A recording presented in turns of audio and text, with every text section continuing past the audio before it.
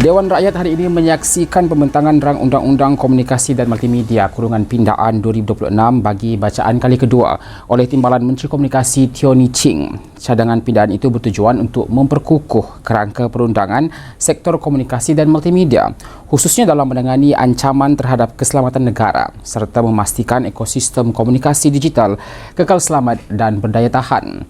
Untuk perkembangan lanjut, kita bersama wartawan bernama Muzamil Abdullah di Parlimen. Silakan.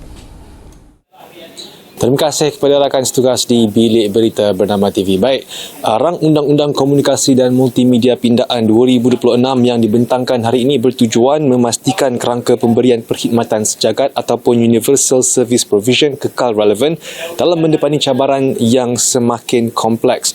Menurut Timbalan Menteri Komunikasi, sejak diperkenalkan, kerangka pemberian perkhidmatan sejagat telah banyak membantu memperluaskan liputan infrastruktur telekomunikasi di seluruh Malaysia, terutamanya di kawasan luar bandar dan lokasi yang kurang mendapat liputan yang meluas. Ia sekaligus membolehkan lebih ramai rakyat menikmati akses kepada perkhidmatan komunikasi pada kadar yang lebih mampu milik serta menyokong perkembangan ekonomi digital negara.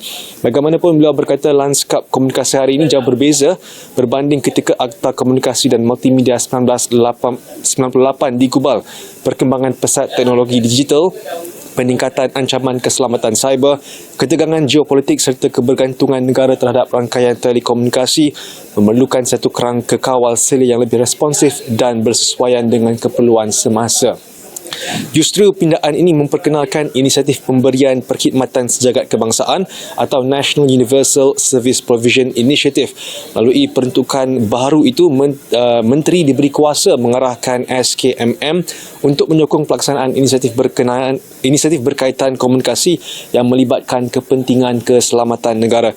Namun begitu, kerajaan menjelaskan bahawa pindaan ini bukan memberi kuasa mutlak kepada kementerian.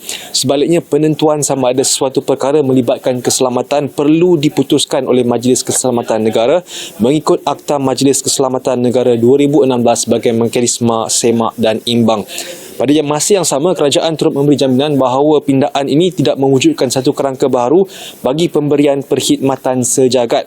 Sebaliknya, ia hanya memperluaskan skop kerangka sedia ada, manakala syarikat pemegang lesen komunikasi kekal memainkan peranan sebagai pelaksana utama bagi setiap inisiatif yang diperkenalkan. Secara keseluruhannya, rang undang-undang ini mengandungi hanya 2 fasal, namun kerajaan berpandangan pindaan tersebut mampu memberikan asas perundangan yang lebih jelas kepada SKMM dalam melaksanakan inisiatif komunikasi yang berkaitan dengan keselamatan negara, di samping memastikan rangkaian komunikasi negara kekal selamat, berdaya tahan dan mampu menyokong pembangunan digital pada masa hadapan. Baik, saya kira itu sahaja maklumat dapat saya kongsikan kepada anda buat masa ini. Kami akan terus berada di Dewan Rakyat bagi mendengar lagi perbahasan dan sesi cadangan di Dewan Rakyat di Parlimen Malaysia pada hari ini. Jadi teruskan menonton Astro 502 dan Bernama TV di saluran dan platform sedia ada. Kembali semula ke rakan setugas di Bilik Berita Bernama TV.